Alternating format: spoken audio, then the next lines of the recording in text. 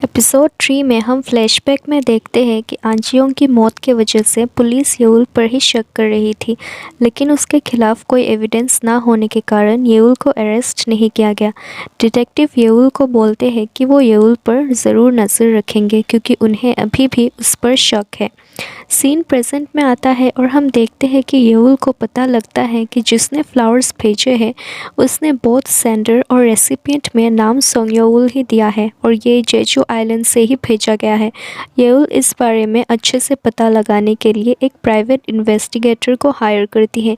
फिर वो ईचान को स्कूल ले जाती हैं जहाँ वो फिर से उसी लड़के को देखती है जिसको पहले उसने बीच और शॉप में भी देखा था। येउल को लगता है ये लड़का उसे फॉलो कर रहा होगा, लेकिन ये लड़का एक्चुअली में टीचर डैनी है, इस स्कूल का जिम टीचर। ये पता लगने के बाद वो अपोलोजाइज़ भी करती है। फिर येउल चीफ जंग से मिलती है। चीफ जंग को येउल पहले से ही जानती है। वो पहले सेउल में था, लेकिन अब यहाँ जेजू आइलैंड में एक रेस्टोरेंट ओपन किया है जो कि फुल्ली उसका नहीं है। इस रेस्टोरेंट में उसने चादोयों के साथ इन्वेस्ट किया है। शेफ जंग येउल को वही रेस्टोरेंट में ले जाता है जहाँ दोयोंग भी है। येउल दोयोंग से उस हेयर क्लिप के बारे में पूछती है। दोयोंग कहती है कि ये क्लिप सेम उसकी क्लिप की तरह ही है, लेकिन ये उसकी नहीं है।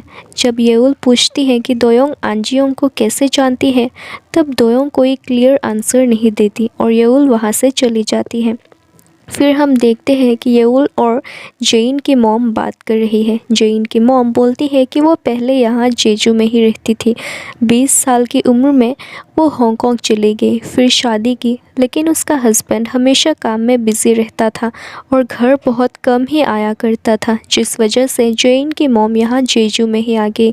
स्कूल में नए क्लब्स स्टार्ट होती हैं और जेइन और ईचान आइस हॉकी ज्वाइन करने का डिसाइड करते हैं। असल में जेइन की मॉम ही सजेस्ट करती है कि ईचान को भी जेइन के साथ आइस हॉकी ज्वाइन करना चाहिए, लेकिन ईचान का आइस हॉकी क्लब में रहना दूसरे मॉम्स स्पेशली जिसून और दोयोंग को पसंद नहीं।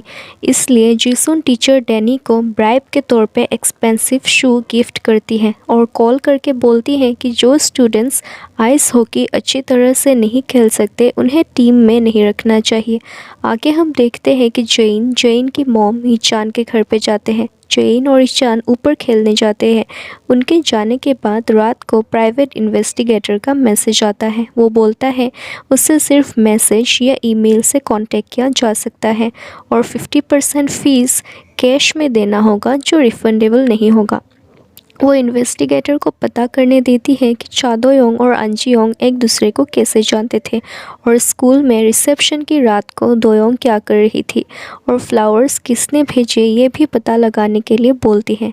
स्कूल में बच्चे स्केटिंग सीख रहे थे और ईचान दूसरे बच्चों के कंपैरिजन में वीक है आइस हॉकी में, क्योंकि दूसरे बच्चे पहले से ही आइस हॉकी थोड़ा बहुत जानते थे, लेकिन ईचान का ये फर्स्ट टाइम ट्रेनिंग है। और जूनही जब खेलते खेलते गिर जाती है तो जिसून इस बात का बहुत बड़ा इशू बनाती है और कोच डेनी को बोलती है कि ईचान को टीम से निकाल देना चाहिए, जबकि ईचान की गलती थी ही नहीं।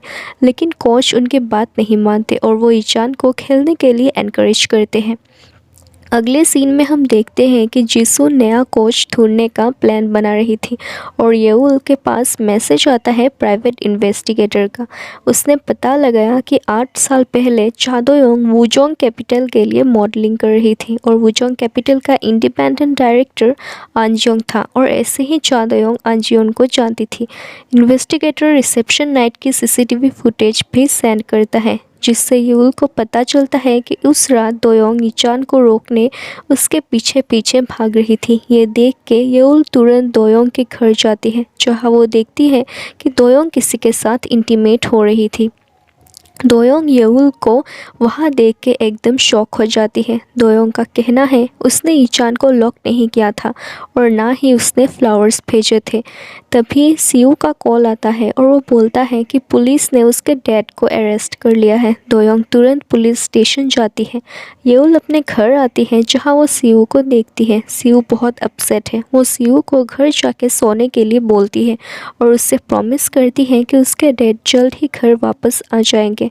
येउल पुलिस स्टेशन जाती है और दोयोंग को बोलती है कि अगर वो येउल को अपने हस्बैंड का केस हैंडल करने देगी तो येउल के पास जो भी सीसीटीवी फुटेज है वो सब डिलीट कर देगी और वो दोयोंग के हस्बैंड जिन गलत कामों में इन्वॉल्व है उस बारे में भी किसी को नहीं बताएगी।